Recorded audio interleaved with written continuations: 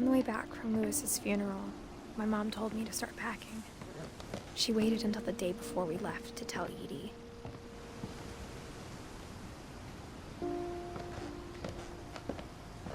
I'm not sure if she wanted to make it easier or harder. I wish we'd stayed.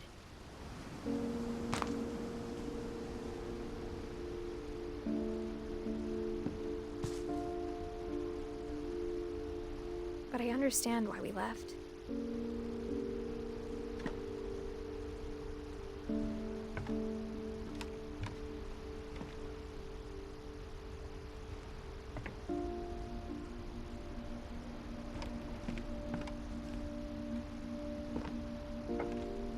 My mom ended up leaving everything behind.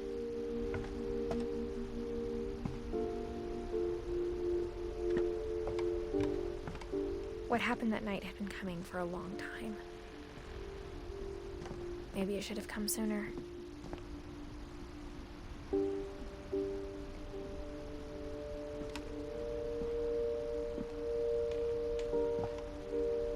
But it had to end one way or another. All that's left now is to tell you about that last night.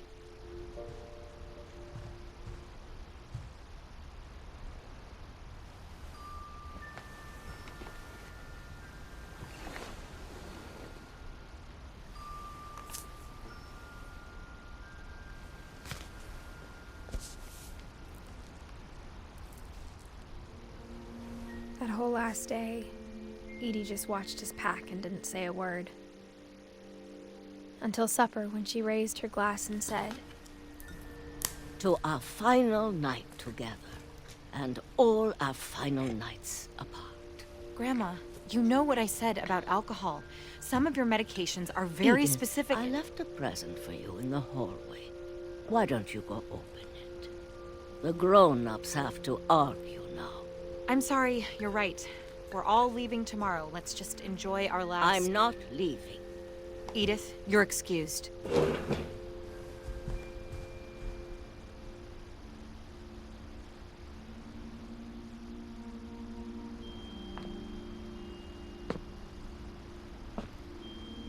the power had been shut off that morning, but Edie always had plenty of candles.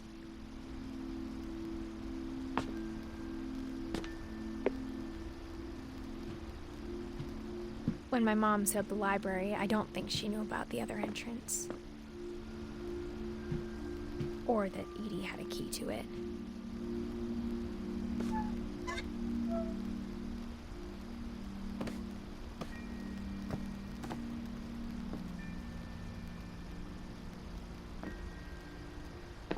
That thing you're afraid of isn't going to end when you leave the house. Edith has a right to know these stories. My children are dead because of your stories. I think it's best if Edith and I leave tonight.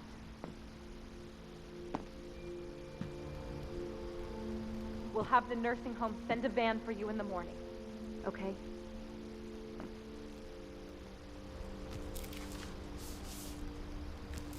Dear Edith, there's so many stories I wish I could tell you, but there's only time for one. This is about what happened on the night you were born. That night, the tide went way, way out.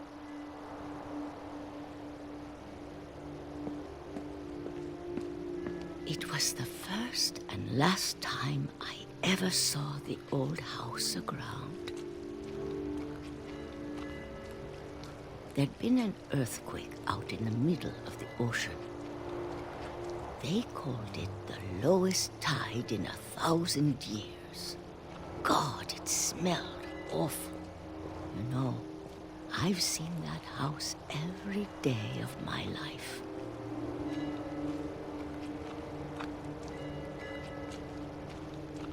But I never thought I'd go back to it. When the fog rolled in, I lost my way.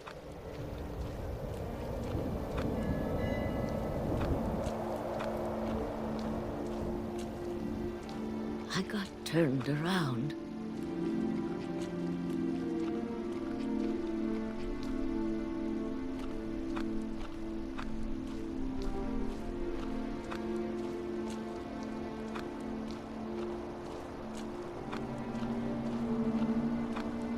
For a while, I wandered.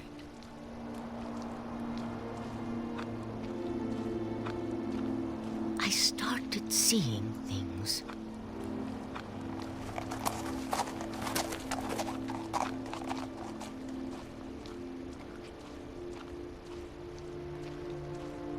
Things I'd forgotten had ever existed.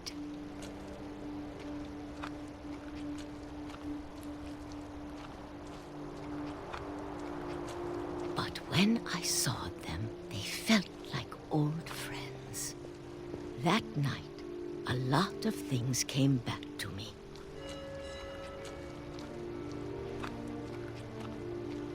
Or maybe I came back to them.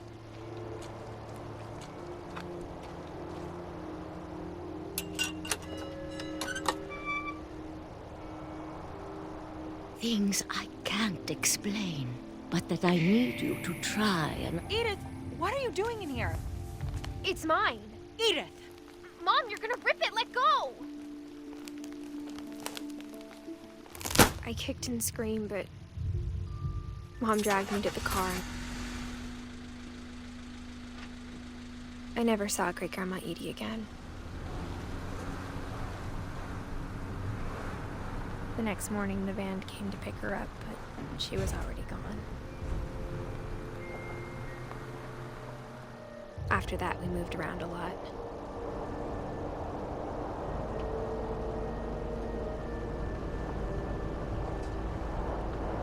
We both tried to make the best of it.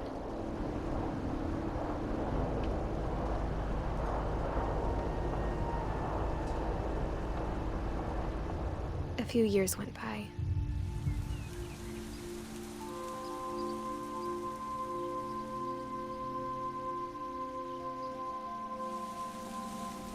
My mom didn't like to talk about it.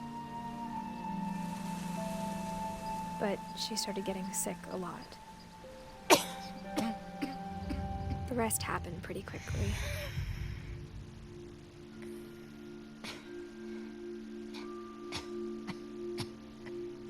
She got better for a while, and then she didn't.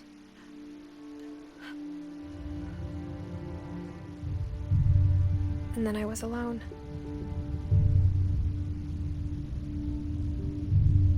The last Finch left alive.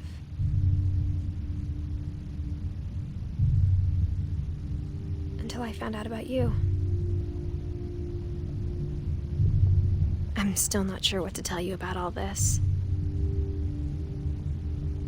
If we lived forever, maybe we'd have time to understand things. But as it is, I think the best we can do is try to open our eyes. And appreciate how strange and brief all of this is.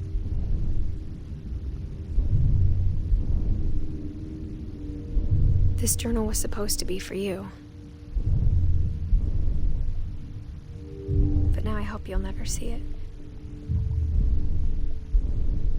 I just want to meet you and tell you all these stories myself. But I guess if you're reading this now, things didn't work out that way.